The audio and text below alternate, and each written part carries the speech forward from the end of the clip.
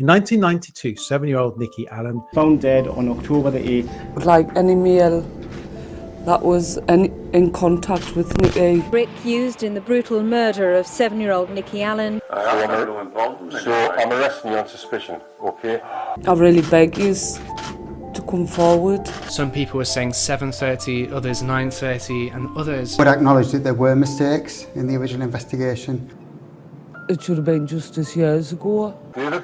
Yeah, I already know. But in 2018, police arrested 55-year-old David Boyd. I've got to live with it for the rest of my life that I let Nikki walk down a flight of stairs. Northumbria police have never given up on the search for Nikki Allan's killer.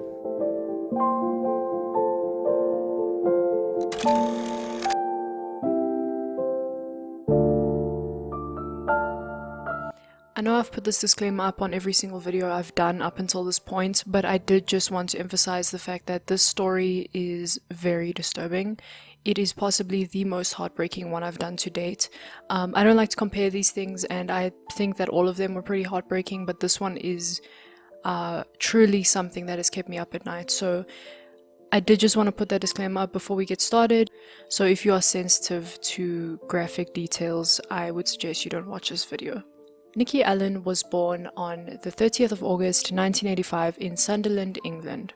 And just like any regular girl, she was always described as bubbly, energetic, and just overall a happy child. Nikki stayed with her mother and her older sister, and her grandparents on her mother's side lived just down the block from where they stayed.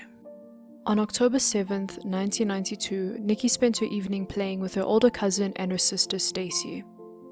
At around 8 p.m, Nikki's mother went down to her parents' place, which I mentioned earlier is in the same block of flats as them, so as you can imagine it was just a short walk away.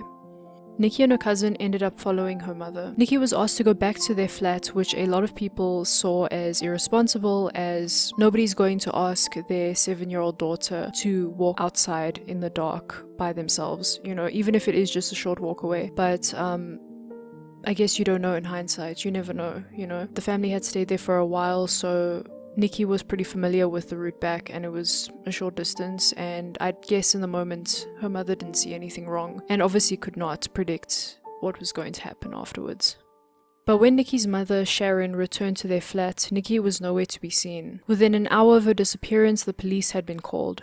Nikki and her family lived in a community where everybody kind of knew everybody, so the news of Nikki's disappearance spread very quickly. A search team led by her aunt found Nikki's shoes next to an abandoned building after hours of searching, and inside this abandoned building was where Nikki's body was found. The investigators determined that Nikki's body had been beaten with a brick and she had been stabbed over 37 times in the chest and abdomen. It's so incredibly heartbreaking to hear not only the story of what happened to Nikki, but for it to be told from her mother's perspective. To be honest, this has to be one of the hardest stories that I've had to do on my channel, and especially seeing that Nikki's mother blames herself for what happened that night, saying that she should never have let Nikki walk down those stairs that night. Although the story is not over and it is about to get a lot more complicated from here. This is where things start to get a little confusing and make this case just that much more unsettling. Initially, a man by the name of George Heron was the prime suspect for Nikki's murder. Locals had been suspicious of Heron almost since the first week of him staying in that area. It is said that he would frequently visit that abandoned building where Nikki's body was found. To this day, nobody knows why he would visit that area so often, but it was definitely compelling evidence in the context of what happened to Nikki. On the night of Nikki's murder, George was seen visiting the pub opposite the block of flats where the family stayed. There is some CCTV footage showing Nikki following a man down the street in the same area. It is very faint, so if you need to rewatch that clip, I slowed it down as much as I could.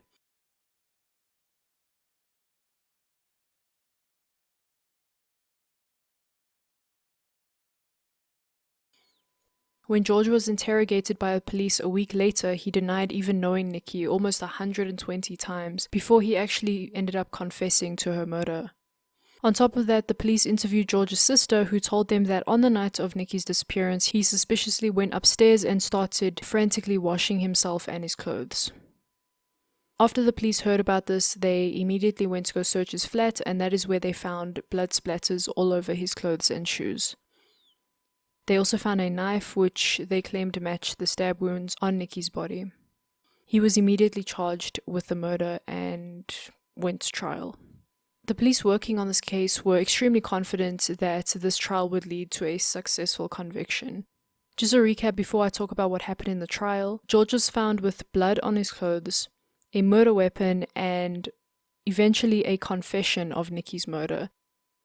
Despite all the evidence, the judge immediately criticized the police for the way they handled the evidence, and it said that the police misrepresented the evidence to Mr. Heron. When the police were interrogating Heron, they questioned him for almost 3 days straight before he had confessed to Nikki's murder.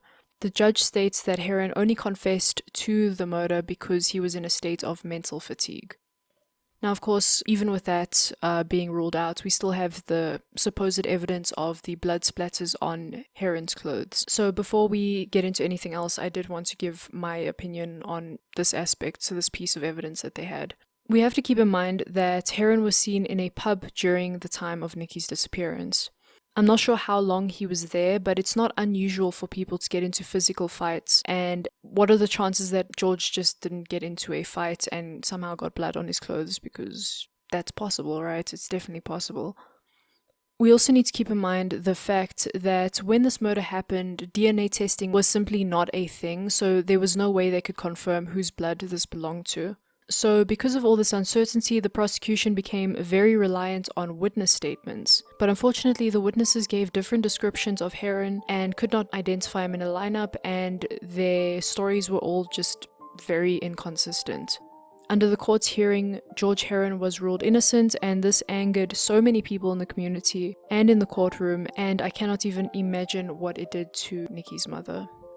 Of course, at the time, this was extremely frustrating to everybody because they just had no other leads and there was just no one else that they knew it could have been. So it's not surprising that people just wanted Heron to be arrested, even though this evidence just didn't stand. This just wasn't anything that could have been used against him at the time.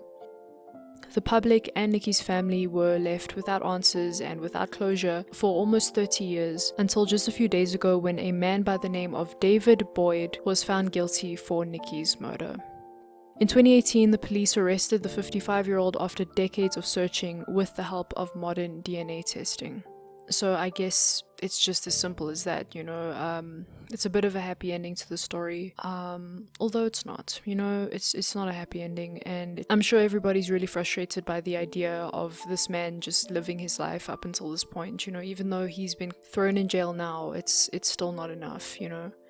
This story was just so genuinely heartbreaking and upsetting for me to research, and I watched these video clips with her mother speaking about everything and retelling the story, and I just find it so hard to watch. It's just such a scary thing to happen to any parent, and I'm glad the case has been solved. I'm glad that somebody has finally taken responsibility for what has happened, but I do feel like it's just still 30 years too late, you know what I mean? Like, I still feel like this man ended up living a full life. I mean, he was only arrested when he was 55 years old, so I do think that he got away with it for the most part, and I really hope that at the very least Nikki's family can find peace in the fact that he has been arrested and, you know, find some sort of closure in that.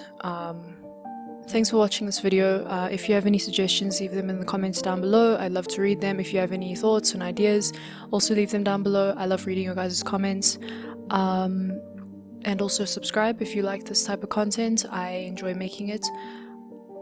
And there's more to come. Thanks for watching.